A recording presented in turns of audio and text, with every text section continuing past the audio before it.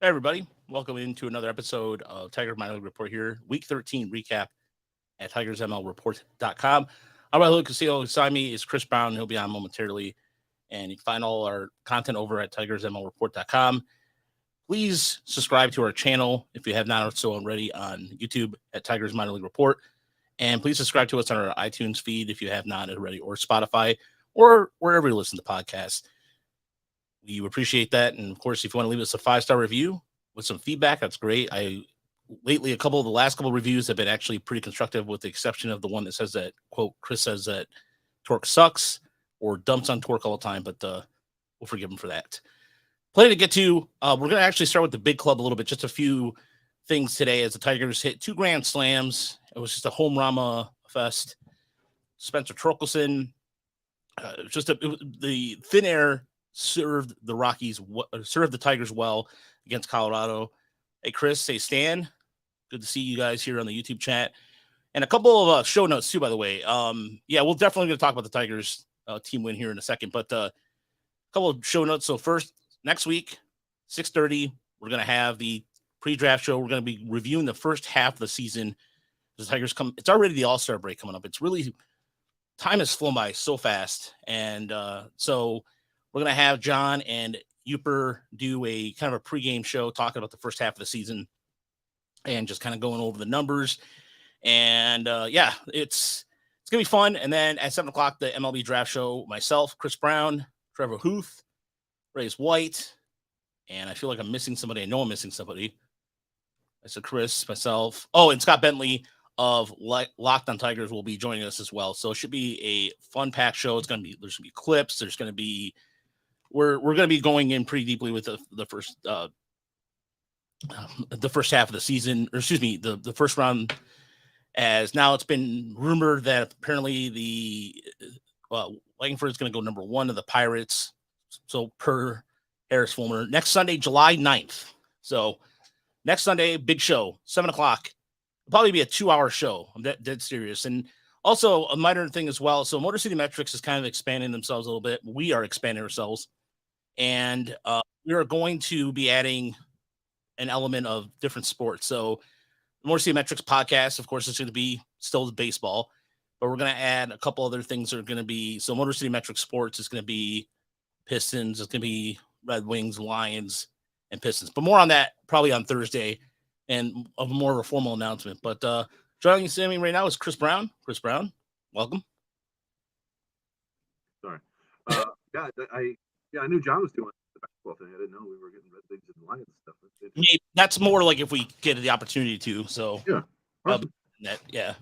Hopefully that works out. But no, I just want to talk about the Tigers win today. A big win for the Tigers, winning 14-9. And we'll get to the All-Star selection too. And first and foremost, thank you, JP. We really appreciate that. Exquisite. Very exquisite by you. Thank you. Thank you very much. That was a game. That was one of those fun games because the Tigers had a homer onslaught, but I felt like every single ball hit the left. There was a good chance it was going out. Yeah, man, I sometimes Coors Field is the cure for what ails you as an offense. It didn't seem like it was going to be that way the first couple of games, and it's like McKinstry broke the seal last night with his 3-run homer, and suddenly it was just on.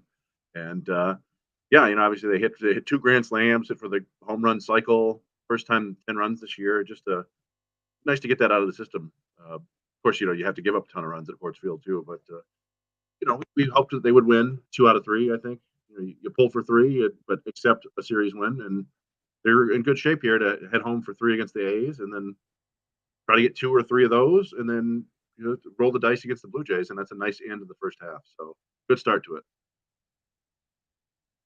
Definitely, I think the first half is ending a little better than we anticipated. The Tigers are getting healthy, and we'll get to that because there's a lot of things going on in Toledo. But I think we'll get to Michael Lorenz in a second. But one of the things I wanted to take away from this win was the play of Jay Marsack with the home run. He had the grand slam, but I thought he did a really good job holding his own in center field. Yeah, well, that's the thing. Like Jay, it's not ideal to have Jake Marisnick playing every day at center field at this point. Obviously, he's not an everyday player, but he's like a 8-year, 10-year veteran. He's like a 10 more career player. because he's a plus defender in center field, and he can do some other things. He's got some speed. He's got a little pop. So I thought that getting him as a stopgap was a pretty good move. He's literally a replacement player, right? Like they found him. They got cash considerations from the White Sox, so you're not expecting a ton from him. But yeah, it was nice to see him finally get on the board with a home run. It's I think that Scope remains the last one to not hit a home run on the team. Am I? I believe so. Yeah. Yeah, but yeah, everybody was contributing today. You Baez, you kind of complain about him, but he goes out there and hits a grand slam, and you got the 3-run homer from Carpenter and a 2-run bomb from Torque and a solo shot from Jake Rogers. It's just a lot of fun. Yeah, and it was good to see Harold Castro hitting Harold for the Rockies, however you feel about him. But that was another thing too. And there was an interesting stat over the weekend. I believe the Tigers are 6-1 when they have bullpen starts. So Brendan White got to start on Saturday. I thought that Shep mentioned that they were undefeated, but he may have been mistaken. Until yesterday. Okay. Yeah. But yeah, I mean that's kind of funny to think about that. But I mean, the Tampa proved it a couple of years that sort of thing can work. It's just unsustainable, right? Unless you build a roster that's like 13 actual pitchers and then 13 two-way players, so your fielders could go in and pitch an inning of relief, which might be fun, but I don't think that many good two-way players exist at this point. But yeah, just kind of one of those quirks of baseball, right? Yeah, and one of those things too that I find interesting that when you think about the bullpen with all the Tigers, all the injuries they've had, and Shawn Michael has said it perfectly, they have vastly overachieved considering the injuries, and the bullpen has done the same thing. I thought the bullpen even have gotten some unsung heroes. I mean, again, Chase Shrevin, his numbers have been inconsistent, but Tyler Alexander, who I talked about on Thursday, and Tyler Alexander had a really good month. Again, people kind of write him off when he'll have these stretches where he's not effective at all, but then he comes back and I think he had a FIP of like 3.61, but his ERA was pretty good. His strikeouts are back there, up there. Ks per 9 was like just over 9, and that's the kind of thing that never mind today because it's Colorado, it's Denver, it's going to happen. And what's funny is I forgot that the Rockies played at Mile High for 2 seasons before they moved to Coors Field, because mentioned there in the broadcast today. I'm like, oh yeah, I forgot about that. And Shep mentioned something that I didn't realize. It's the third oldest stadium in the National League. It's like, no way, but. Well, hold on, wait. Is it so? The Dodgers have the oldest, I'm assuming. Not second oldest. Second oldest, really? Wait, hold on. Don't tell me. So the Dodgers have the second oldest. That's right. You said, right? Oh, duh. Cubs, Dodgers, yeah. Rockies. Okay, duh. Yeah, but still, I mean, I would not have guessed that. But you go around and go, okay, they built a new stadium. Yeah, they built a new stadium. Like, all right, okay, Atlanta moved for some reason. So yeah. So, we're gonna do power rank. Is it deep? So Stan was asking who's going when Erod, Skubal, Greene, and Baddoo return. We got an idea from Discord. Yeah. And what was the pull up that idea, Chris? Was it the power rankings? Let me find it. Yeah, it was kind of it was basically an idea of figuring out who's most likely to go. Yeah. I guess you call it power rankings. I have to take a look. Some sort of the way he phrased it. I forgot how he phrased it, but it was pretty funny. But that's from Sean. All right, I found it. Sean, the Southern Gentleman, said we need a power ranking on the next YouTube Live for guys to get option /DFA with Skubal, Erod, Riley, Akil come back. Is it too obvious? So, yeah, that's all right. We'll get to that here shortly. But so preview ahead for the Tigers this week against Oakland.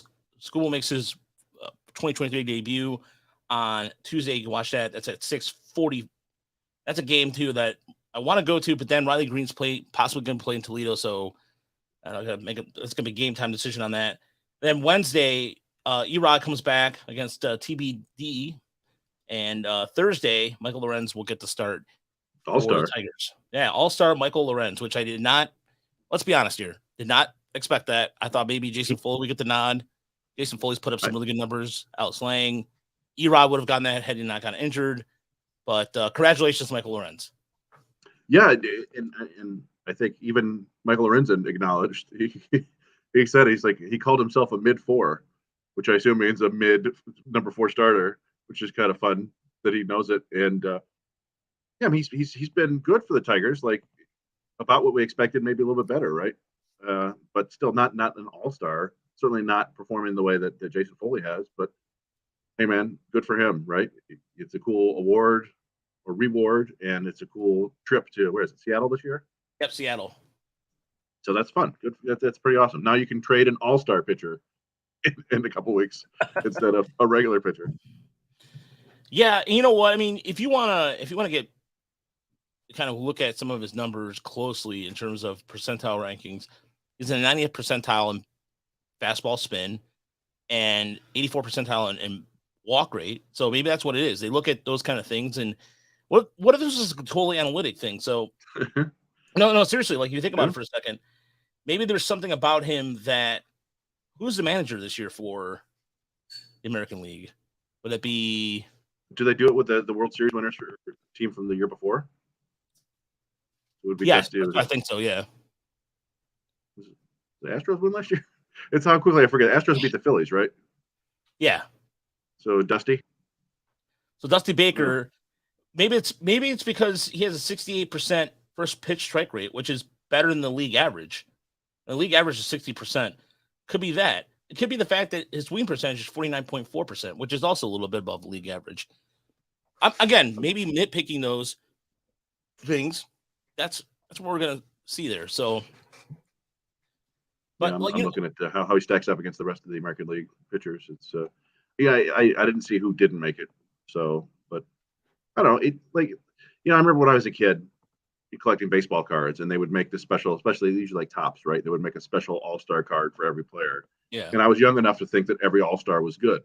So I set aside all the all-star cards. You look back and you go, oh, 70% of these guys aren't actually any good. They were either having a good year or they were just there because the team needed a guy. So it's not necessarily the accolade that we often, give the weight to it. But still, like I said, cool trip for him. Hopefully he doesn't get tired partying or whatever. And I mean, somebody on Twitter said that Jake Rogers was robbed, which was interesting because they said I think he's like third in catcher WAR, something like that this year. So yeah, they just need to fill out the roster, and it's all very silly. It's an exhibition game. So let's do the power ranking thing. Let's do the who goes up, who goes down. So our candidates here: Erod, Tarek Skubal, Riley Greene, and Akil Baddoo. So we have 4 players we have to look at to replace. And I will agree with you, Noah, on YouTube. He says, I think Jason Foley got snubbed. To be honest, advanced metrics do point runs his way, but he has been inconsistent. I think Jason Foley was the one that should have been there, but that's just me. So, all right. So let's look at the 4 candidates that could potentially go down. So let's keep in mind right now, too, another thing to consider that Trey Winggetter is also down in Toledo, but looks like he's going to probably stay in Toledo because he has not been pitching effectively. We'll get to him a little later. Yeah. So on the roster right now, you have at point right now. So you look at, let's just look at the bench. So you're looking at, you have Kerry Carper, you have, so Jake Rogers, Spencer Torkelson, Andy Baez right now, Javi Baez, Matt Burling, and Miguel Cabrera as your kind of regulars, with Zach McKinstry, Eric Haas, Kerry Carpenter, Jonathan Scope, Zach Short, Jake Marisnik, and Tyler Nevin. So right there. Thank you, Blood Right. Exquisite. Thank you for $5. We appreciate that. So this is where I think Tyler Nevin, who had that error today, was like he had all the time in the world, and he just went whoo. I don't know what that was, but so I think Tyler Nevin goes back down to Toledo, and so there's one. Right now, so you have another position player to consider. I think it's time to say adieu to. See, but then here's a problem. Like Jake Marisnik has played good enough, but like it's either him or Jonathan Scope, really, because Zach Short has made himself, despite his batting average or anything, Zach Short has made himself positionally stronger than Scope. So I love to have the Colt Keith thing. That would be nice, but we'll get to Colt Keith too, because he had a really good. Columbus was good to him. He was very good. He came back to Ohio as a champion because he was originally from Ohio. In case, by the way, The Tiger minor league interview series is undefeated right now. Seriously, we deserve. It's look at the week Ben Malgeri had. He had a good week. Yeah. No, it's a player of the week level week. One of the weird things about tonight's show is that there are a bunch of games going on tomorrow to finish this week still. So this is like 5 games deep into the season series, so it's not complete. Yes. But yeah, Malgeri's put up ridiculous numbers this week. So just to get back to the power rankings thing, there are 3 pitchers on the 60-day IL that have to come off soon. The first one is Eduardo Rodriguez. Right. He's coming back on what you said. Or the first one, I'm sorry, he's not on the 60-day. It's Eric Skubal. He's on the 60-day. He's the first one. He's Wednesday? Is that what you said? Tuesday. So I think the number 1 ranking for me is Blair Calvo. Minor league reliever they picked up over the last month or so. Has not pitched well in Toledo. Hasn't come up to the big leagues. I think that's kind of nice knowing you. They'll throw him off the 40-man, and that'll make room for Eduardo Rodriguez. Then you got Bo Brisky, who's on the 60-day IL. They have to put him on the 40-man roster at some point, and Trey Winggetter, like you said. So then it's like, all right, who do you get rid of then? I guess my top candidates for that, we'll start with Brisky. Probably Zach Logue or Garrett Hill. I feel like they might want to hold on to one of those guys just because they can theoretically give you length. Like Logue did a good job the other day. And I honestly probably better than Garrett Hill has done in most of his appearances. So it wouldn't shock me if it's Garrett Hill. And then, like you said, you had to make room for Winggetter. And I kind of have this feeling, and I don't know exactly what could happen here, but I almost feel like they're going to DFA him when they take him off the 60-day, because what has he really done to deserve it? He hasn't pitched well since he came back from injury.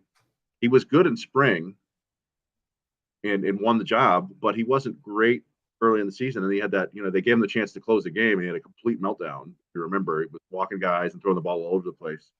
So it wouldn't necessarily shock me if he's been out all this time. They try to sneak him through waivers and send him to Toledo. But what I don't know about his situation is if he could actually do that or if he just go elsewhere. It depends on how much they want to keep him around. But those are the main ones I would Calvo I think is number 1, sure, and then it's Hill and Logue, and then Winggetter himself. Those are my for the actual. Hey, you're off the roster now. But yeah, when they bring back Baddoo and Greene, that adds another thing because then you have to get guys off the active roster. And I haven't. I don't know. Did you mention who you would go with that? You Nevin and. Oh, well, I was thinking Nick Solzak, because here's why I'm thinking that. They with Colt Keith, I mean, he was originally second baseman. Now I think Solak has been playing the outfield. Mm-hmm. So I think Tigers may like what they see in Jake Marisnick, keep him, and just say goodbye to him and say goodbye to Nick Solak. So again, they're both. Solak's not a prospect. He's 28 years old. He's a journeyman.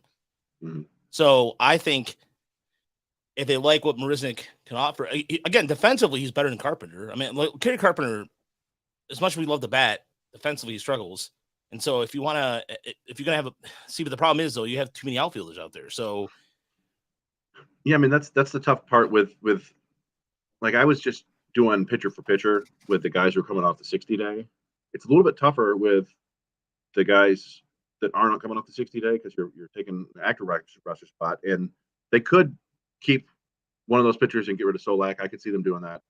He hasn't he's another guy who the Calvo of hitters. They haven't really even discussed bringing him up. I think you're right. Tyler Nevin will be back in the minors. You're not going to keep him around. But then, yeah, after that, it gets kind of tough. Like you said, Marisnick hasn't done anything wrong to not be on the team, right? Like he's not good, but he's been a fine piece there. And when Greene comes back, you assume that he's going to take over every day center field. But he would seem like the most likely candidate. The other candidate, of course, is finally parting ways with Jonathan Schoop, which people have been speculating on literally all year. It never really seems like it's terribly close to happening. I don't know if Chris Ilitch just doesn't believe in eating salary or what it is, but I mean, those are the 2 main candidates right there, I guess, but when Baddoo and they may actually just keep Baddoo in Triple-A because they can. So yeah, the one thing that I'm not really my strongest suit's contracts, and so if he for scope at this point, I would think he reach by a certain all-star break a certain threshold where they can go ahead and swallow the contract. It's not like the Tigers don't have money coming off the books anyways, so it's not a deal that's going to hurt them. Again, I I would bound to think that if they really the way that he's been playing and take out the fan noise for a moment. Just take out the fan noise of fans always saying they want him out or Banez, even though Banez has been actually also serviceable. You have to consider that the Tigers at this point, you have Colt Keith down in Toledo, who's going to be playing second or third, who will, I think, if between him, Malloy, whoa, sorry, that's the wrong button. Sorry, no, I wrong myself. No, but between all between all the guys,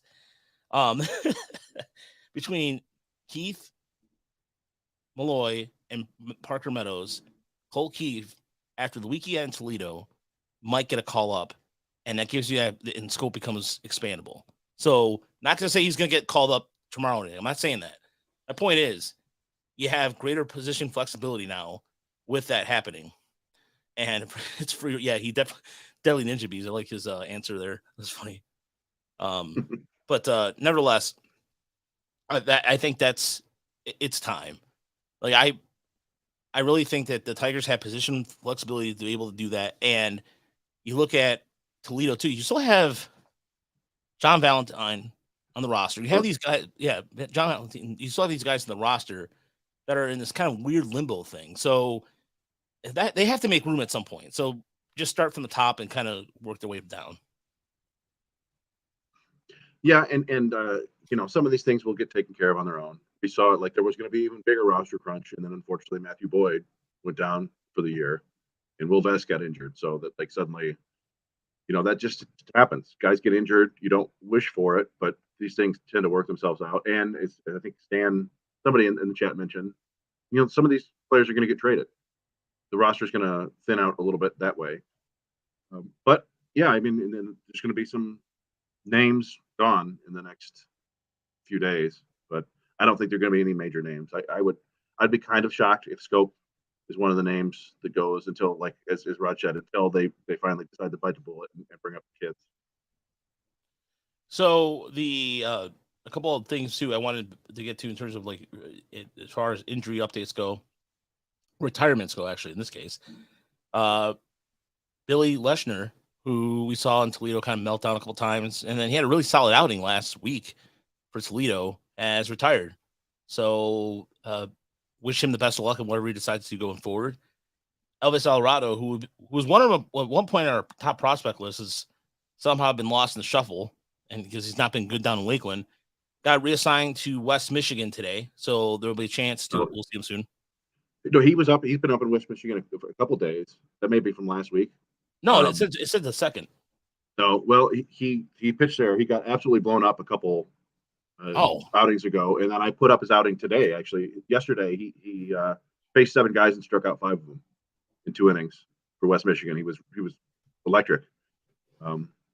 So I mean, he's on a rehab assignment from Erie to West Michigan. West Michigan, yeah. So he'll probably be back up, and it hasn't been good for him so far. But that one he looked like the dude we saw last year. So maybe he's starting to get it together. But yeah, the Lester thing's a bummer, but that's kind of, I think he may be one of the last, I want to say he was from the 2017 draft with Baddoo and Max Greene, I think, are the only guys standing from that draft. There may be one more that I'm forgetting about, but yeah, that draft is basically washed away.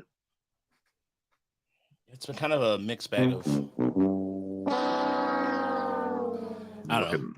We'll see here. But the other thing too is that, and I have not, admittedly, I did not see that you put that up there. It's been really interesting last couple days around here. Yeah, I'm not. Household. Well, and also it's been interesting at the Twitter household. Yeah. Oh yeah. Twitter's been an absolute disaster, and so we're posting up all sorts of great stuff, and people can't see it because they've reached the rate limit, and then people are trying to migrate over to Blue Sky if they have the invite, but they weren't ready for this sort of influx of traffic, so they're down, and we're back to living in the prehistoric times of message boards and Discord chats.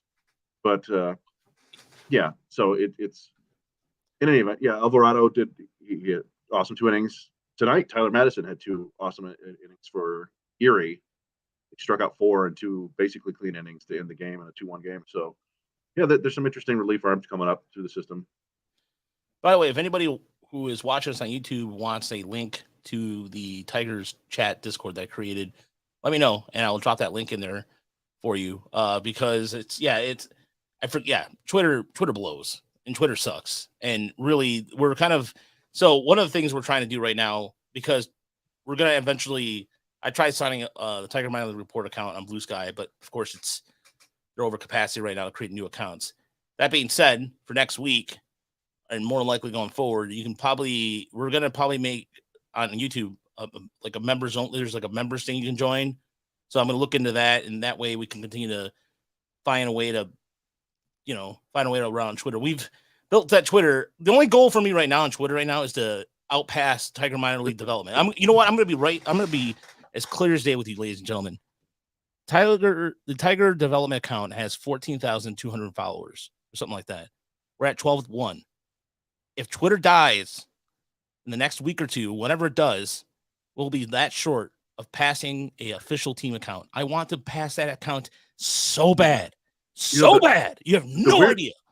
The weirdest thing to me, the weirdest thing about that is you're following the Tigers developmental, and we don't know who does that, but they do. It's fine. They do a good job. But if you're following that for like Tigers minor league updates, I feel like you would also then follow us, right? Because of what all the videos and all that stuff. But there's 10 times more of the content. 10. There's like 3,000 people who are like, nope, not for me. I bet so. Whatever. But yeah, no. I will say the Discord has really turned into a lot of fun for me. There's a lot of great people in there participating. It's probably at times a little, I don't know. I've been in groups like that before where you kind of feel afraid to chime in and talk or whatever. But it's a nice mix of like Twitter and an old-fashioned message board where everybody can just pop in and say what they feel, and somebody will respond, and it's a good group in there. So yeah, I'd encourage anybody who's not in there yet to go ahead and hop in. But I created it because people were getting tired on Twitter not to have a discussion, and Twitter became trolling. Case in point, these guys there were some idiots from last week. Yeah, the weirdo. Yeah, I used the F word on Twitter, which I break out once a year or so. When you get Chris Brown to swear, that says something.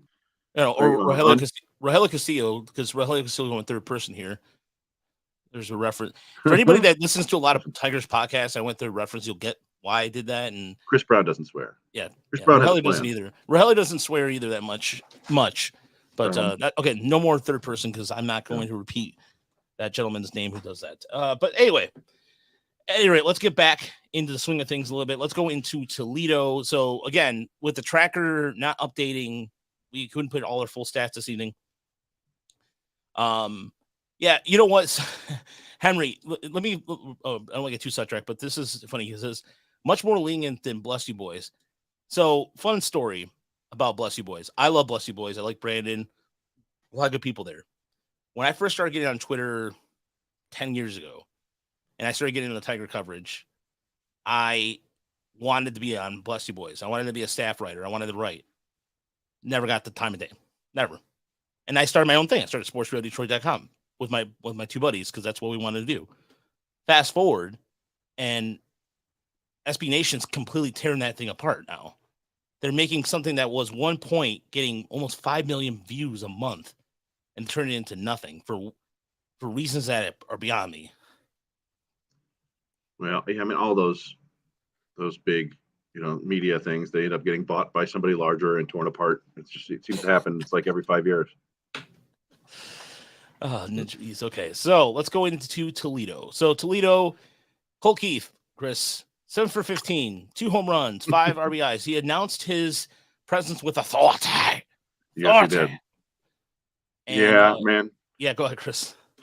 No, it's just like I think we kind of felt like this sort of thing was going to happen, and I think the Tigers knew it too because they're like, we kind of have to bring him up.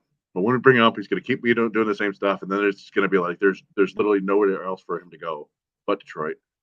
But yeah, I mean, first at bat, 425-foot home run, just an absolute bah, and a great week overall. And even his outs were loud as hell. He had a 108-mile-an-hour ground out the other day. Today he flew into a double play. It was a 350-foot, 106-mile-an-hour flyer, and it was 97-mile-an-hour. Sorry, I gave him a lot, but the fly ball to deep left center that got turned into a double play because the runners were moving. Yeah, in four walks and 1 strikeout. Their pitchers already know not to give him anything in the zone, and so far he's doing a good job of not expanding. So, yeah, he's pretty good. He got intentionally walked in his first game. Yeah, Columbus was like, you know what? All right, we're good. We're good here. I don't want any. I want nothing to do with Colt Keith whatsoever. We're good here. I mean, that's just incredible to me. And I'm looking at this and I'm just thinking to myself, that's respect. Like they would say in the Goodfellas, like respect.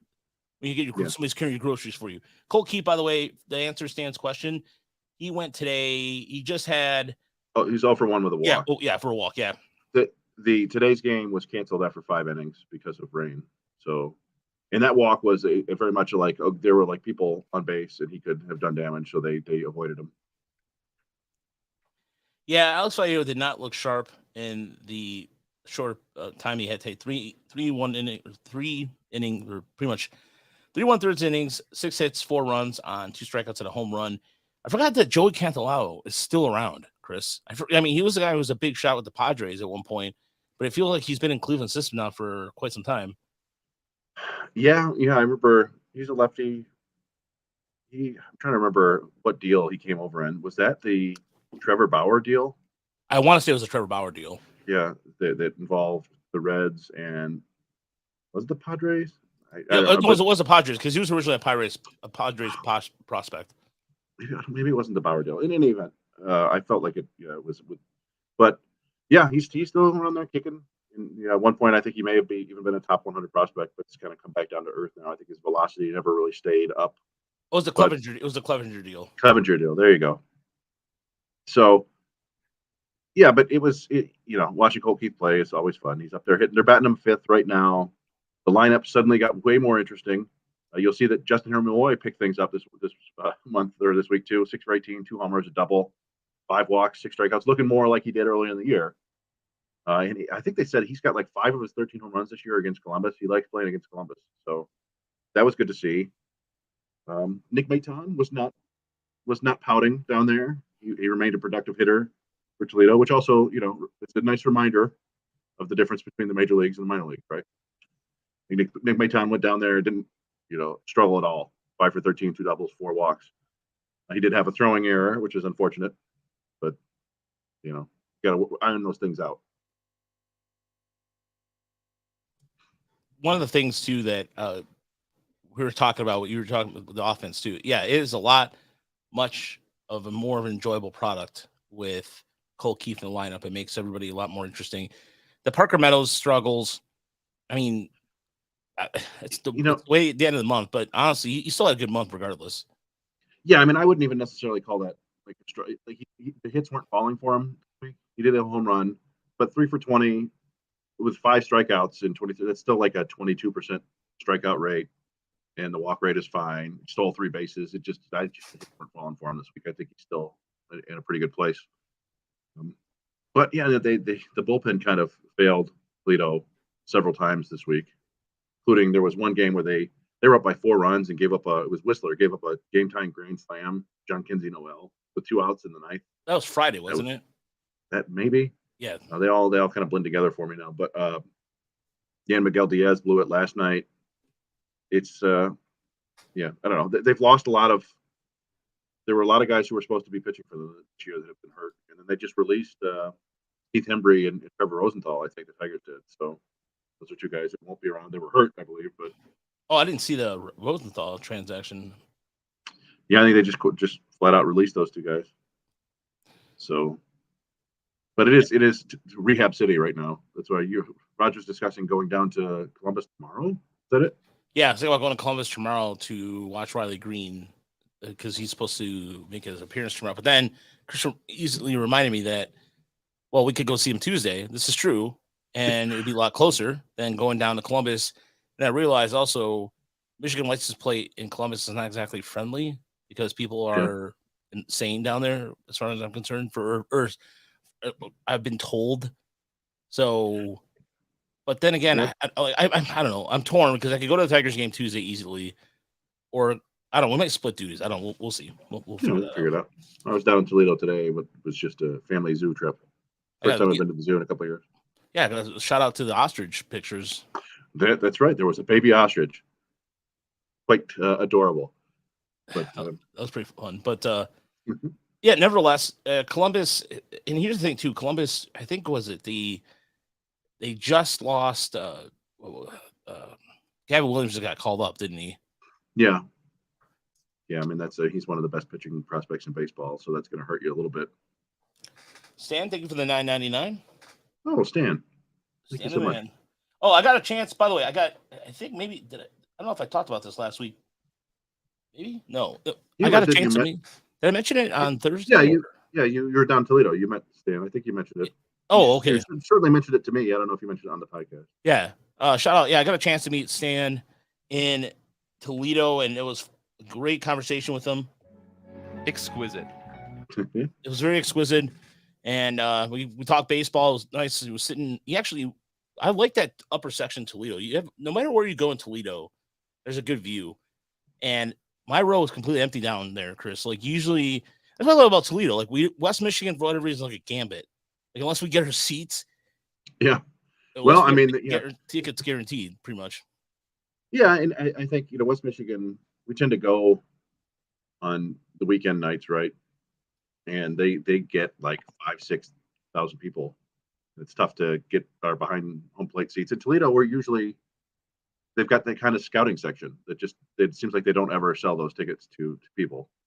So we can just pop in there behind home plate and it's easy enough for us. But yeah, I don't know. It's been a while. I haven't been to Toledo since the opening day. So I do need to get back down there to see some of these guys. Keith in person for the first time. And I guess we saw him in Erie, right? Yeah. But again, since first time in like 3 months. Yeah, it's going down there. Went down there to see Brisky pitch and just kind of catching up down there. And so, yeah, it's a fun place to. I did try Frickers for the first time too. What do they do? I don't even know what they make. They're known for their wings. Oh, all right. And so if they're going to be a sponsor, then yeah, Frickers is a great. Let me tell you something about Frickers. The atmosphere is fantastic. The people there are friendly, and that part's true. That's 100% true. I ended up talking to a Yankees fan for 20 minutes at the bar about baseball and everything like that. Fantastic company, great food. So if you're down there, check out Frickers if you want to. Of course, you want to sponsor the show, let us know. But nevertheless, all right, let's move on. Let's get going to Erie, and so Erie did a great job against the Rubber Ducks. And Ben Malgeri, friend of the podcast, just look at that. Look at power numbers here. OPS numbers. 2,000. Yeah. I like how you put POW. Well, that's what I don't mean prisoner of war, of course. That means player of the week. Yeah. But POWMIA. Yeah. No, Malgeri's had an awesome week. He said he had 2 home runs in one half of the doubleheader, second game, right? That was. I was out and about on Friday night, and Raj chipped in and got all the clips. And so that was when everything was going down, or was that a different day? But yeah, an awesome week from Malgeri. Bigby has continued to just perform constantly, doubles all over the place. Hit the game-winning double tonight. So those are like Malgeri, Bigby, and Chris Myers are all kind of fascinating to me because they're all later round draft picks who have done nothing but perform to this point, and they all feel a little bit tweenerish. Like Malgeri's probably not fast enough to be a plus defender in center field, and maybe not enough power to profile in right field, but maybe can make it as a fourth outfielder. And same with Bigby. Like he can't really even play center field. I don't think he's more a corner outfielder. So then puts the pressure on the bat more. He's been performing. Guys like that, you just have to see. Basically, teams force them to perform until they can't not notice them. Sorry, it was Sean O'Toole. Yeah, Sean O'Toole, thank you for the $3. And not to mention, so I'm trying to slow. In order for myself to slow down, I'm using my hands, and that's a broadcasting technique thing that I learned when I was in Specs Howard. Mhm. And so I keep moving my hands around, so I remind myself to slow down, and it's right near the board. So I have to figure out. Maybe I have to move my seat or something. So I apologize. But Sean asked a question right after that too. yes, what is Madden ceiling? All I've heard is top. He's going to be top. He's going to be a third starter. Yeah, top side. Yeah, his ceiling would be a number 3 starter, and his if it doesn't work out, he's a back end reliever. I mean, I would probably slide that down more to a number 4 starter now. He's kind of frustrating in that he has a great arm. We saw him flirting with triple digits last week, and he's got, to me, he almost throws too many pitches. So he's got the fastball, he's got a cutter in the low 90s, he's got a slider in the mid 90s or mid 80s, he's got a curveball in the mid 70s, he's got a changeup. I think he might throw a 2-seamer too. I think that there's just a little bit too much going on there, and nothing is terribly consistent. I was going to say, Chris, I feel like he's trying to be too fine in the sense of just trying to I don't want to say over pitching, but there's times where there's counts where I think he should go curveball and then he doesn't. So it's just like I don't know. It's maybe I think it's between the ears with him a little bit. Yeah, I mean, the physical talent seems to be there. The fastball shape is not great. We've known that since before the draft. That's why he slid in the draft. People were worried about the fastball just not having that life through the zone, and that's still an issue despite a couple mechanical tweaks. But he's continued to perform pretty well. It's just he hasn't really been dominant since that very first outing. And I mean, I think the guy who kind of comes to mind when I think of Madden is Kyle Funkhauser. I think Madden is better, more likely to start than Funkhauser, but it wouldn't shock me at all if he kind of becomes that middle reliever who focuses on fastballs and sliders, maybe sinker and slider, trying to get outs, which again, I guess is probably to that lower side, like Sean suggested. I'm not seeing the number 3 starter upside anymore. Yeah, I'm not either. Like I said, it's just there's a lot of times where I'm really miffed on a count where I think he's going to just blow you away a little bit, and then he comes back with something you're kind of I don't know. A lot of it doesn't make any sense. Hey, Kyle Funkhauser turned into a decent reliever there for a year and a half or so. Buck Farmer's having a good year for Cincinnati, by the way. Yeah, Buck Farmer. It's funny. Buck Farmer always had an outstanding changeup, right? And slider always had good spin rates. It was just that really severe head whack, and just sometimes would get hit hard. And he had one, I think, really solid year for the Tigers in the bullpen. But it's good to see him still around there pitching. Yeah, it continues to be part of the. I don't want to say. I'm not gonna say that cliche. The 2023 Reds. I'm not gonna say the big red machine because that's not the big red machine. The 70s Reds. The what? The upstart Reds. The upstart Reds. There we go. And Wilmer Flores, another strong outing. Again, just going out there. If this would qualify as a quality start, so it just continues to be consistent. The numbers do not overwhelm you. I understand that. It's like the K. You're looking at something like along the lines of like, well, his K per 9 this season is 8.77, but hitters are only hitting 225 against it. And honestly, at this point, for me, I'm interested to see him in Toledo so we can get that StatCast data on that third pitch. Because from what I've been told, he is throwing the changeup more, and it's been getting some more swings and misses, and you can see it during the game. Yeah, I mean, I think I mentioned 2 starts ago, he got a strikeout with a changeup right, which I was not expecting. Right-handed batter, changeup. So yeah, I think he's similar to Madden in that like the dominance hasn't been there, but unlike Madden, Flores also just isn't giving up a ton of runs now. Madden still gives up 2-3 runs an outing. Flores is. I'm pulling up right now. I want to see his stats. Checking his game log. Basically, since April ended, I want to see because it feels like. Yeah. This is wild. Yeah, look, he gave up 6 runs in his second start of the year. We were there against Altoona. 7 runs in the next start. Since then, 0-2, 2-1, 2-0, 1-1, 3-0, 2-0. Sounds like binary code there for a second. I agree. But yeah, since let's do 423. Anyway, yeah, he's been really productive. So I agree with you. I think not to go full call him up, but maybe call him up at some point. You know, Yeah. he might have.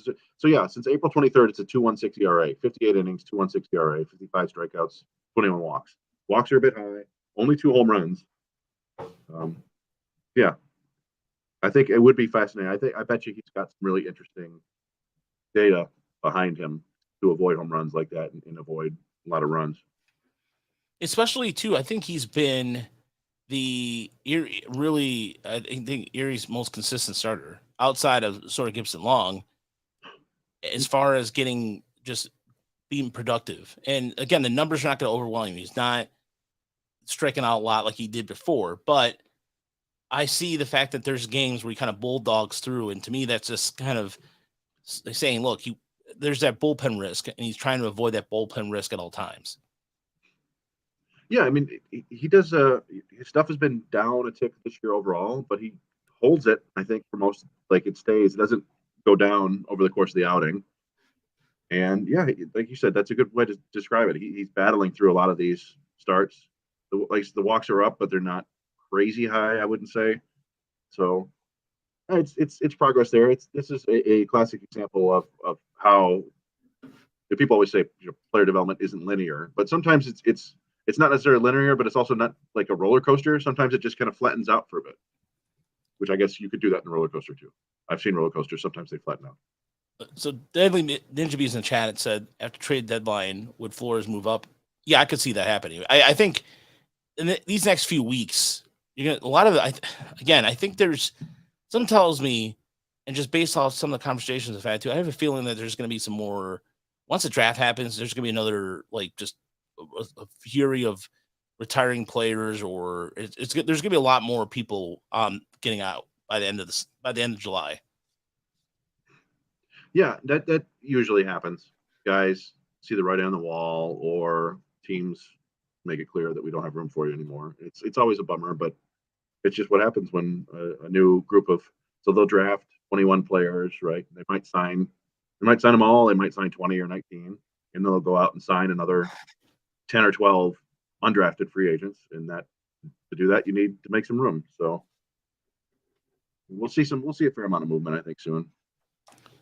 So let's move on to West Michigan. So there was the same thing. They're playing Dayton, and they're actually off tomorrow. So they're off. They'll start a series down in Fort Wayne on the 4th of July, the holiday, before coming home. And they have a 3-game series starting up with Lansing after the All-Star break. So they won't be back home until the 14th. And that's always every time we go out there for Lansing. And then, by the way, just as a heads up, we will be out of town.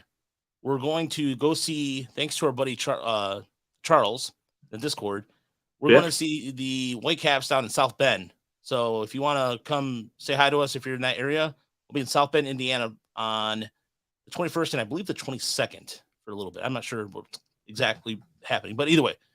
So I'm looking forward to that. South Bend, from my understanding, is a really nice stadium. So West Michigan this week, it was a 3-3 split, wasn't it, Chris? See, one way for me to find out. I know they lost the opener. The first game was postponed because of the air quality. Because that was won really today. They split the doubleheader. They won on Thursday. They lost last night. Yep. So 3-3 sounds right to me. And so a couple of things that stood out here. Again, we know the struggles. We haven't really talked about this a lot. I mean, Isaac Pacheco has been struggling, and he did have a home run. He kicked off the rally in the game that they came back in. Yeah, and that's so kind of. I'm not concerned about it though, Chris. He's still young enough to figure things out. So it's not this. I don't think there's the reason why I wanted to bring him up really quick is he's only 19, 20 years old. So it's still he has time to figure things out. And he's developed better than we anticipated anyway. Defensively, like I said, it's not that he's actually doing okay, but the bat just seems like he's striking out way too much. Yeah, the pitchers have kind of figured him out, and it's up to him to adjust.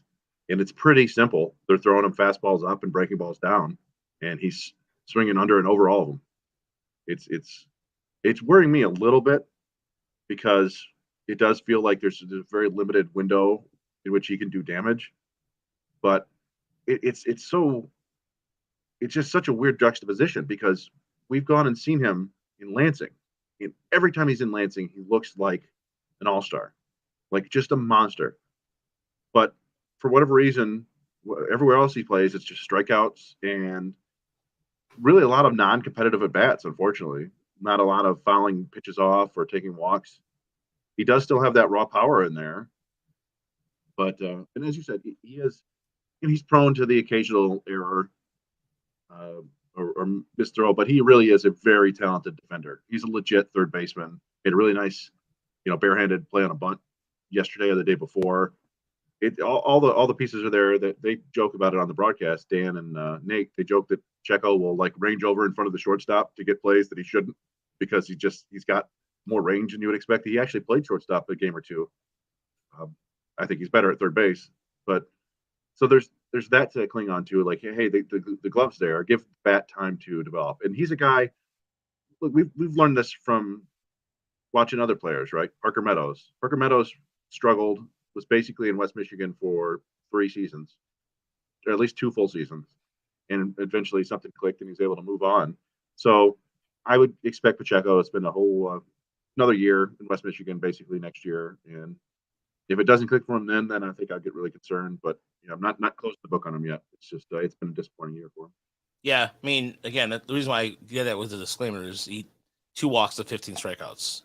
So that's where you kind of get pause. But then, like I said, I think you just said, he still has plenty of time. As far as the rest of the bats go this week, Luzardo Benitez is up there. He had a nice week. He went 9 for 24. Brady Allen, another nice week for him, 5 for 18. Batting 270, had an OPS over 935. Dylan Paulson, limited bats, 5 for 11. Pretty good numbers. Yeah. And then on the pitching side of things, Chris, I was going to – so let's face it. Everybody – like Tyler Matzes now is in Erie. So West Michigan pretty much now is becoming kind of like as soon as they get good, they're gone. They go to Erie immediately, almost. Like pretty quickly. But one guy, a starter I wanted to ask you about, and this is where I watched a couple of innings to start, was Akil Hernandez. 6 innings, 3 hits, 6 strikeouts, only 1 walk. It's probably his best start of the season. I mean, we saw Wilco was their opening day starter when I went there. He is a real Jekyll and Hyde pitcher. It's like a sinker slider. Sometimes the slider's not working and he just gets bombed. Sometimes the sinker's not working. And other times it seems like he's just getting easy out after easy out. And he's been around the system forever. I think he's 24. And it feels like I want to say he pitched in West Michigan in 2019, maybe even 2018. And the velocity fluctuates too. Sometimes he's low 90s and sometimes he'll be 95, 96, 97. He's kind of a conundrum there, but it's a solid arm to have. He can eat some innings, but I have a hard time projecting him to be anything more than an org guy, just based on the history of him kind of being so inconsistent. But Melton was the starter today, and he got roughed up a little bit. I think he only pitched 2 innings. It may have been another one of those instances where I think he was 44 pitches in 2 innings, so he may have hit like the 30 pitch limit in that second inning. He remains their most talented arm. We were kind of like gaming this out. I think Jackson Jobe could be back with West Michigan on July 14th, my guess, just based on, I think he's going to start on the 4th for Lakeland, which is Tuesday, right? Yeah. And what the bummer for him was he was pitching last week and the game got delayed by lightning for like 2 hours, so he couldn't come back out. And he remains he's as enigmatic as ever because you look at the data and it's absurd. It's 97-mile-an-hour fastball with elite spin. It's the slider with elite spin. It's the cutter with elite spin. It's the curveball. It's a changeup that looks good, and then 0 swings and misses, 2 innings. And it's so weird. But I guess he's still just learning to pitch. But yeah, I think he'll start July 4th for Lakeland and possibly one more start in Lakeland. Although I think there's a gap. I think the All-Star break, there's a gap there. So he may make one more start in Lakeland and then up in West Michigan, which will certainly make the team a little bit more exciting. But again, pure speculation here. I don't know for sure. Yeah, you're hoping that at some point we get. Well, I mean, we get to see what we started to see last year. Another, I'm not get too sidetracked because I wanted to give props to Pontiac's own Cam Brown, who had a pretty good week. 3 innings, 8 strikeouts. He had another scoreless appearance today. Got to save today, I think. Yeah, got to save. Yeah, and another guy who quietly came up through Lakeland after.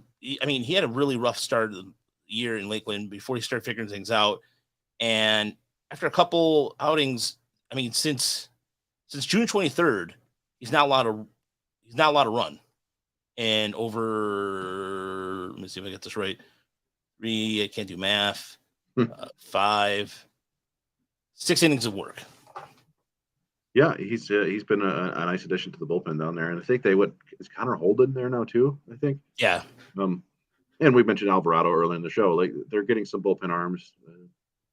Carlos Pena is still pitching in the rotation. I think Williander Moreno is still pitching in the rotation. Burhen, it got roughed up a little bit, but Trevor Michael, by the way, hit the 7-day IL.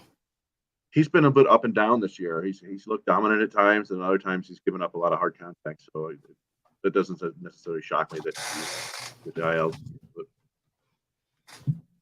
Yeah, and again, in terms of this is where I'm kind of wondering if Lakeland will have another couple arms that will come up after the All-Star break too, because at some point you have to kind of wonder. I mean, Jack Anderson actually pitched well this week too, but Gardea's been nicked up a little bit. I'm trying to think of another. Tortosa's back this week. Yeah, he just came back, I think. Yeah. But I think he was on the mound last night when they lost. They had a nice Jace Young. We didn't mention Jace Young had a pretty solid week. It was kind of a classic Jace Young week. I think he hit 211, but walked 7 times and had a home run or 2. But yeah, so they got back into it, and then Tortosa gave up some. Although it wasn't necessarily his fault, I believe that Brady Allen made a pretty critical error, which is kind of unlike Brady Allen. It happens to players sometimes. I should mention, I know we're talking about pitching, but Roberto Campos, the more that I watch him play, the more I get worried about his instincts for baseball. And it's not just on defense. We've kind of touched on that. At the very beginning of the year, I thought he looked great on defense, and then since then, there's been a lot of mistakes. But it just seems like every kind of mistake you can make, he does. He got picked off today at first base. The other day, he got called out advancing from second to third on a sacrifice fly, which you never ever see, right? And I don't know. I didn't see a replay of it to see if it was a good call or not, but it wouldn't shock me if it was. Just a lot of strange throws from the outfield, just super raw. Or even when he almost he does that thing where he jumps up. He's like, I'm gonna get the Well, that one where there was a line drive right at him, and he came charging in, and then tried to jump up and catch it, and ended up costing him the game. I think when it ended up over his head. Yeah, there's still a lot to like there with the bat. The power has kind of calmed down. I think he's got a home run in 6 weeks, but yeah. He's a guy. That's one where it wouldn't shock me. People are like, how come this dude is still in West Michigan? Because there's a lot that he still needs to get better at in all facets of the game. Kind of reminds me of Jose Azocar a little bit, actually. Who's now in the big leagues, but back in the day, we used to joke about him being a 4-tool player. He was hit the ball constantly, super fast, strong arm, great defender, but didn't have much power, and he would make boneheaded plays constantly. I saw him airmail the cutoff man 2 plays in a row that led to 2 extra runs, and it's just these guys have to learn this stuff at some point. Apparently, he did eventually, but not with the Tigers. You know what the thing though is, before Altacar's last year in Erie was really good, and then the Tigers didn't bring him back. I didn't understand that, because the Tigers outfield at that time too, even in the minor leagues, is still now barren. And you didn't bring him back. I didn't understand that. That one was just kind of mystifying to me, because that was the first year he started putting up some power numbers as well, and he was putting up some consistent at bats. Didn't look foolish out there that much, and I don't know.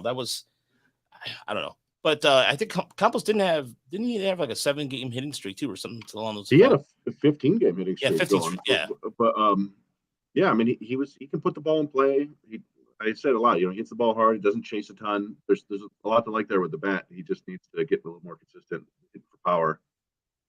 See, Sean O'Toole said the problem with Jace Young is just going to be that he's not Josh, right? Just a middling infield prospect. Yeah. Give me a count, please, without saying double Lugill. I dare you.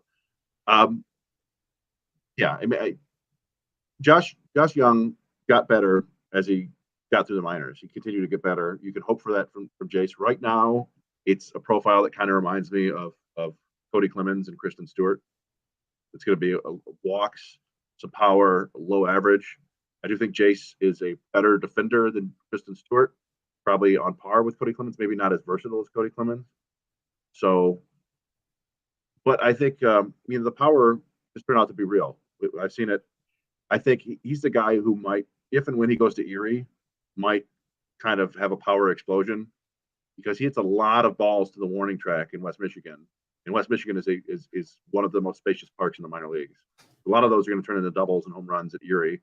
It's just a matter if he hits enough, puts the ball in play enough. He's been struggling against lefties, and I don't know. It's not crazy disappointing year that I would describe because I kind of had lower expectations for him heading into the year. But yeah, I think he's basically held his own. He does lead the Midwest League in home runs. There's that, right? Oh yeah, I'll take that. I'll take that day any day of the week. Mm-hmm. It's just one of those things where, oh man, I just for once I would like it to be a complete package. You know what I mean? Like there's no question of everything, but it just the Tigers can never seem to have that right now. Or yeah, I mean, even among their top prospects, and that's something that maybe I can. If we could take a quick aside, we did get a question before the show or a question on Twitter from Deadly Ninja Bees. He asked about defense. He said, "Is Colt Keith a better fielder than Tyler Nevin?" And he said, "Other than dominate the strike zone, what player traits are we expecting this Tigers to target in the draft? College bats, high schoolers, etc." Colt Keith is slightly better on defense at third base than Tyler Nevin. They're roughly the same in terms of mobility. I think Keith's hands are slightly better. But this is something I've been trying to. I mentioned it on Twitter the other day, and generally speaking, we kind of avoid fielding percentage as a way to judge defense because players who get to more balls are going to make more errors just by the numbers, and so a guy might have a lower fielding percentage but still be a spectacular defender. But it does kind of tell you something. It helps a little bit. So in the minor leagues, Colt Keith's fielding percentage at third base is .922. And Nevin's a career .914 fielder third base. So Keith, like I said, slightly better. But for comparison's sake, I would like you to know that Nick Castellanos is a career .955 fielding percentage at third base in the big leagues. So 30 points better than Colt Keith. And Justin Henry Malloy, .876 at third base in the minors. So I think you got to give up on your dreams on Malloy playing third base. Still hold on to hope for Colt Keith playing third base, but it's going to be a struggle for him if he doesn't improve. So just letting you know, yeah, the defense is going to be an issue for all these guys. And so, by the way, so is his arm. Henry Malloy's arm. There was that throw from left field that I was watching the game, and Chris. No, this is when Chris, you're out and about on Friday, and I'm watching the game, and they're like, they're gonna test Malloy's arm, and the throw screamed at Christian Stewart. I'm sorry, it did. It was bad. It was horrible. I mean, not sound like a dick, but it was a bad throw, and it's just something like barely made it in the infield. It was bad. And I will say this, like arm strength is something that we see guys sometimes can improve a little bit. I think by the end, Kristen Stewart had a decent arm. It wasn't above average or anything like that, but they were able to play him in right field and not feel terrible about it. And we've seen Akil Baddoo increase his arm strength a little bit too. It can be done, but yeah, the overall arm doesn't seem to be too great from Malloy. That was his main issue at third base. He would make a lot of throwing errors. And so you hope that gets figured out. But then, like, you'll see someone like Winsel Perez, who basically had the yips. He couldn't play the left side of the infield because of his throwing accuracy issues. And it got to the point he's playing second base more now, but they had to move him to the outfield because he was making so many throwing errors on really routine plays at second base. But you see him in the outfield, and it's like Willie Castro. He's like firing bullets to third base from right field. You're like, oh my God, this guy's got a super strong arm. He just, for whatever reason, the infield, it doesn't work. So now defense is funny like that. You got to find a place for the guys to play because the bats should be okay. Yeah, Perez had an assist last week. I think it was it was last week where it was a beautiful throw to second, just right on the line. Yeah, I think you caught that. Yeah, that was probably during when we were doing the live stream, wasn't it? Yeah. It was one of the things because I remember it was he got in front of the center fielder and made and just launched it out there. So, by the way, Saturday we might be doing a live stream during the Futures game. It's we'll have to see how the schedule works because the Saturday is the Futures game. I think it's in the middle of the day. I can't remember. Colt Keith and Justin Henry Malloy will be there. You guys had great weeks. Yeah. So we might be doing a live stream. We'll have to figure the logistic part of it out yet. Also, because I was trying to see if I can go down to the Tigers are ending the series against the Jays this weekend, and so we have somebody. Yeah. I put in credentials for Friday and Saturday, and we'll see. I haven't heard back yet, but we'll see.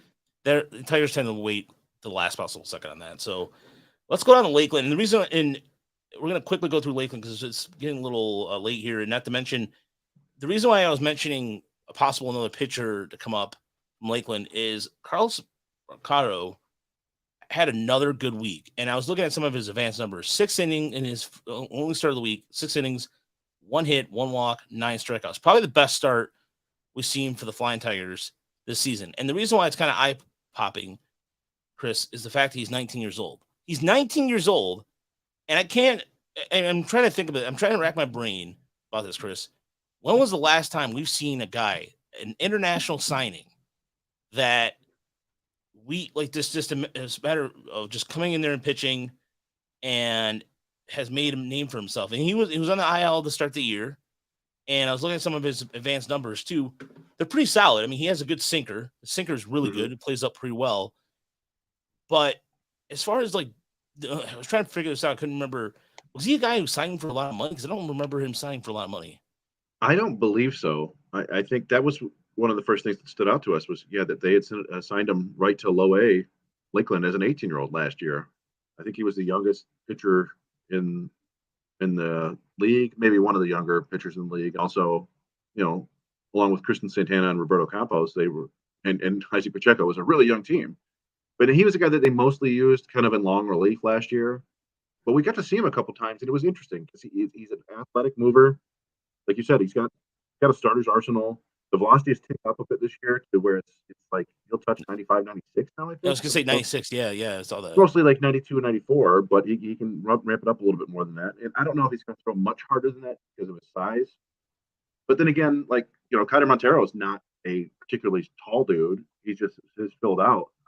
So we could see that with Marcano too. So yeah, I mean he's a name that is really under the radar, but definitely an interesting guy, and that's a good call. It wouldn't shock me if he's been pitching pretty well the last 2 months.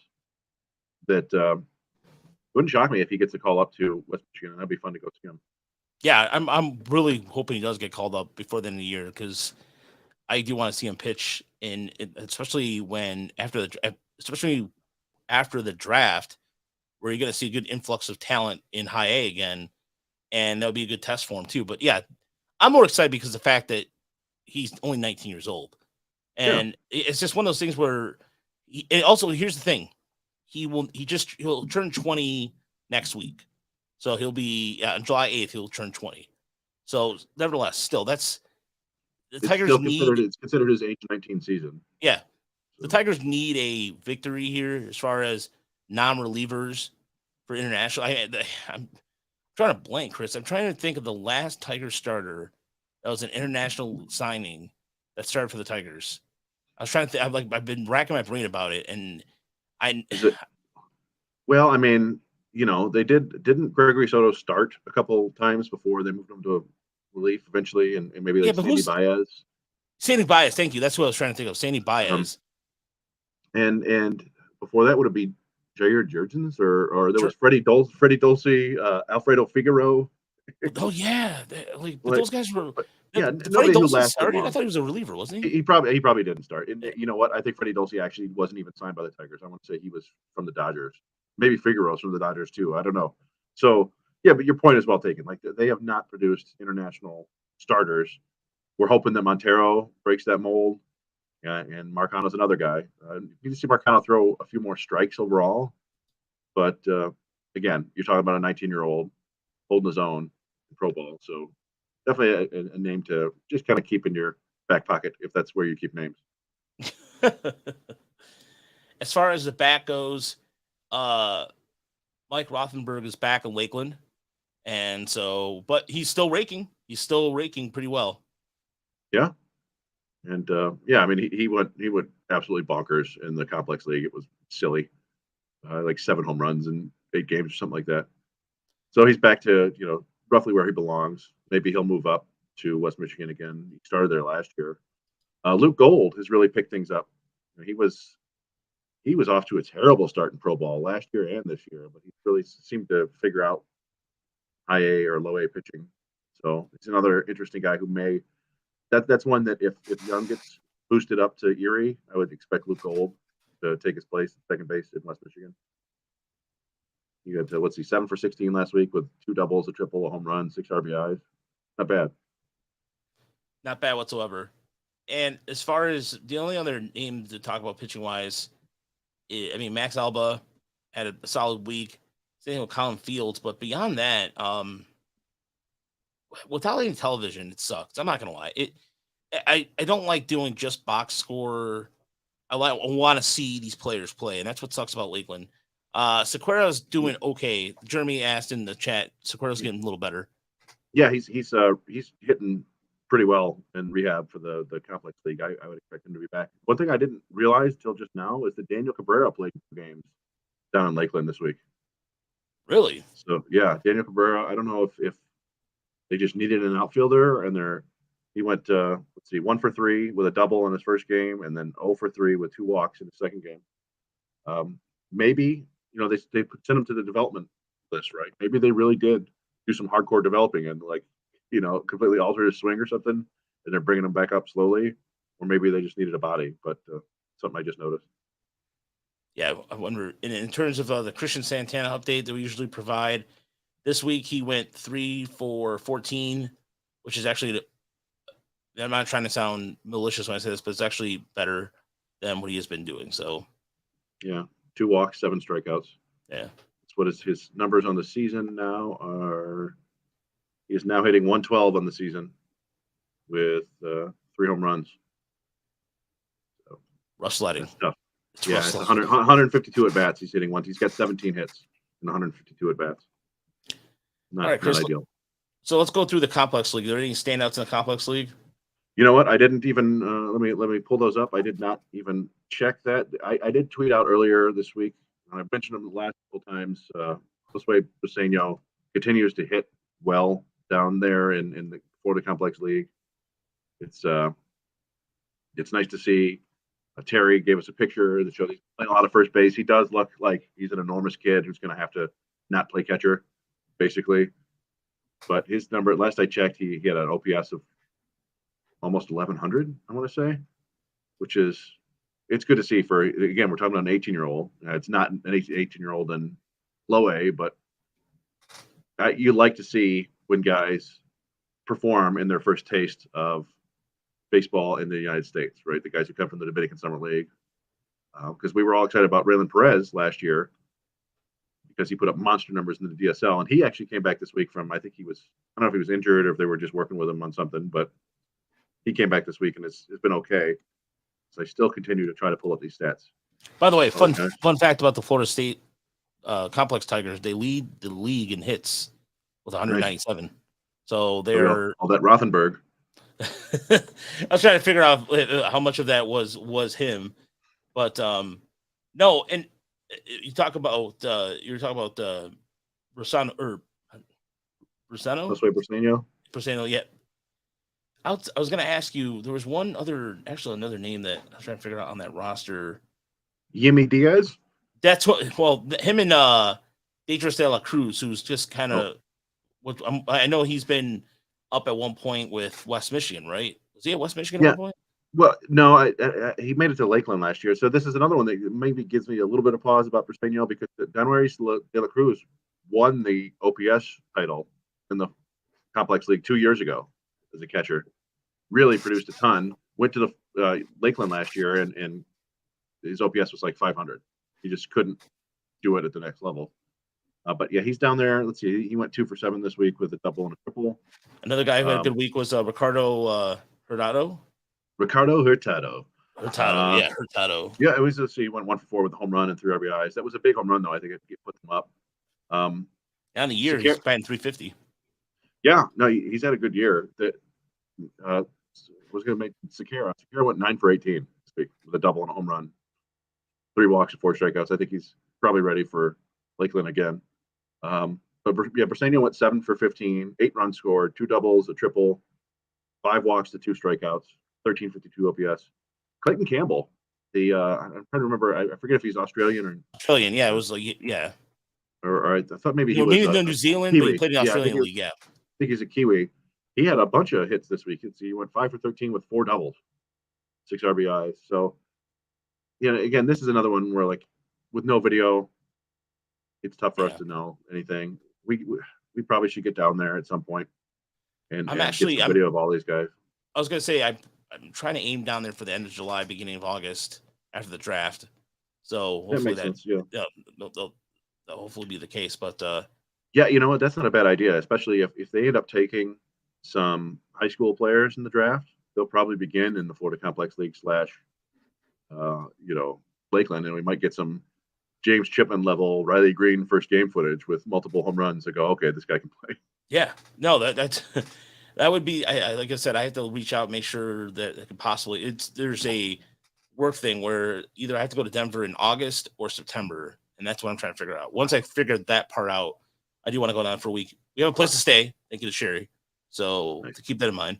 And by the way, it sounds like a team thing, and it is a total team thing, but the Complex League Tigers are 12-8. They're red hot. They're one of the hottest teams. The last 10 games, they're 9-1, and it's, again, I know it's a morale building thing, but it is good to see, especially because take out the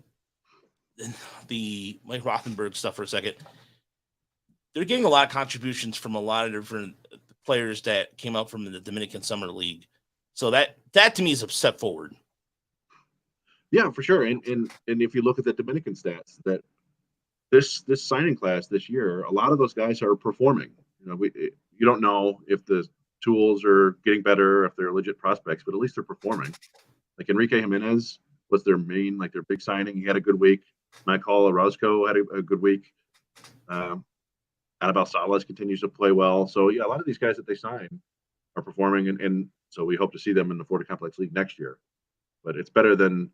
And even I want to say, the guy we've talked about, their big signing last year, Javier Osorio, had a brutal introduction to pro ball, but I want to say he had a pretty good week. I'm checking 4 for 13, a double, a home run, 2 walks, 2 strikeouts, hit 308.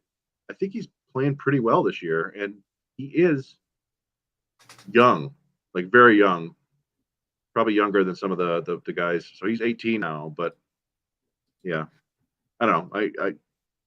I was kind of worried about him, but he's not nearly as rough this year. He's and Angel Cruz, who I think who's been there for a long time, actually, since 2019. He's a veteran. He's a veteran. He's and rightfully so. He's doing what he's supposed to do. I would think that comes stateside soon. So he leads the team. He's got 4 home runs to batting 321. So at some point you're gonna go, okay. But the guy that I know you're a fan of is Fran Yerber Montilla. Yeah. Yeah, he was one of the signees from last year. So the same classes Osorio and Samuel Gill and Briseño. And he was okay last year, but he's really taken a step up this year, which is nice to see. You like to see guys improve their second year. So, and he's supposedly a pretty tooled up guy.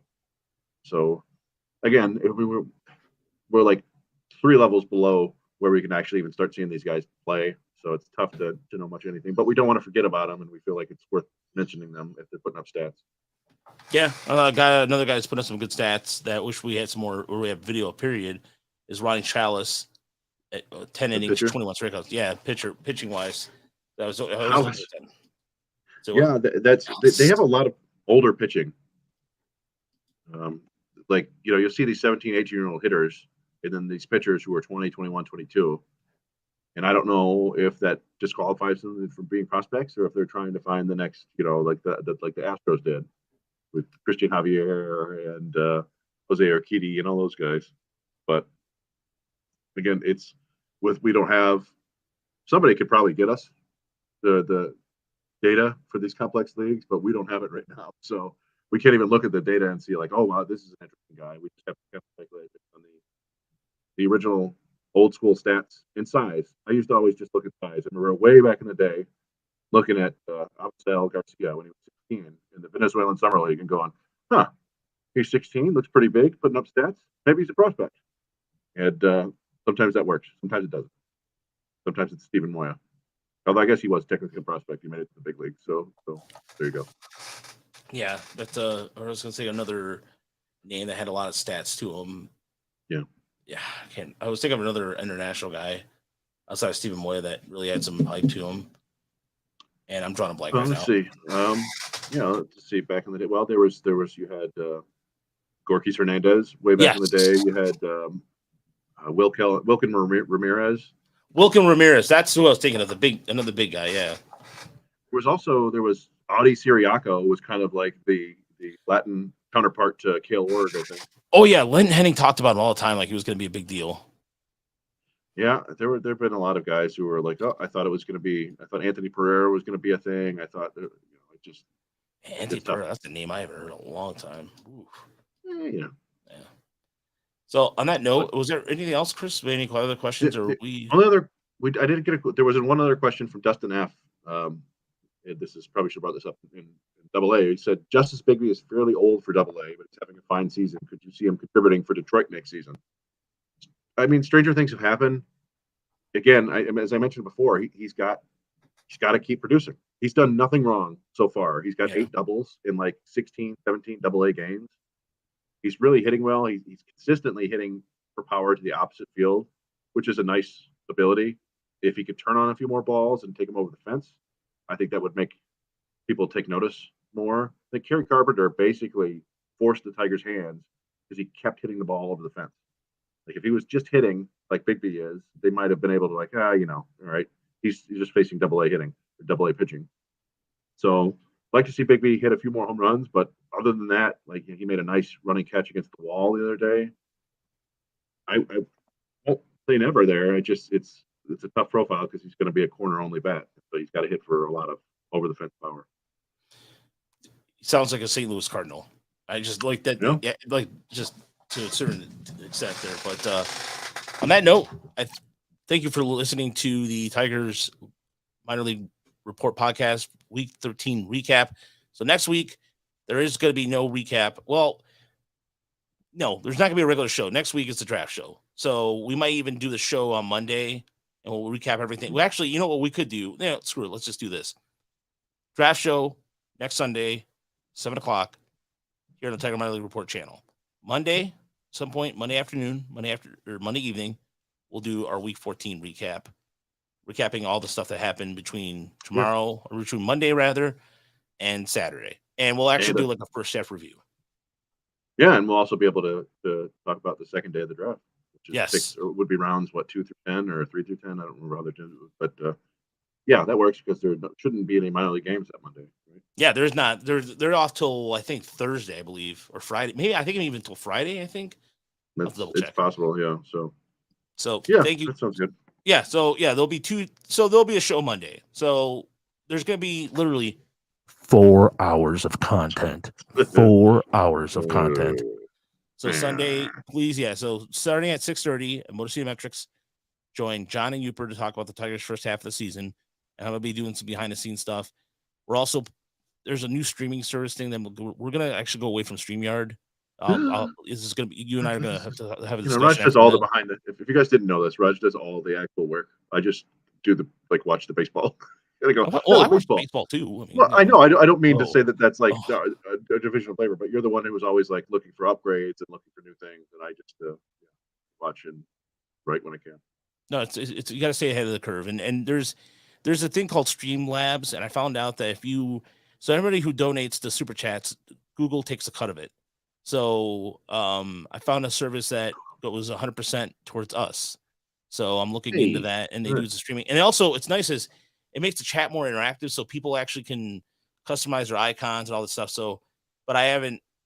For me, I'm one of those people that have to test it first, and maybe so not for the draft show, but yeah, obviously I'm for the draft show. The draft show is going to be on StreamYard, but you might see some new look and feel to it. But anyway, thanks so much for listening. We appreciate everybody. Yeah. Shout out to Alex, Mitchell. Thank you for the kind words. We appreciate it. Jeremy Anderson, you're a G, you're a legend. We love you. I know you're suffering for you being out in Oakland, but I'm here to pronounce names.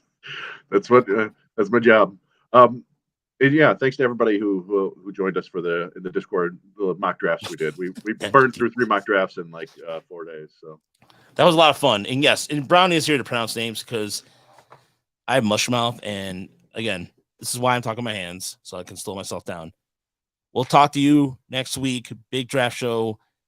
We're going to keep plugging it. And again, at some point, we're going to get on Blue Sky because Twitter sucks. So have a good night, everybody. Elon Musk, get your shit together. We appreciate it. See ya. Thanks, everyone.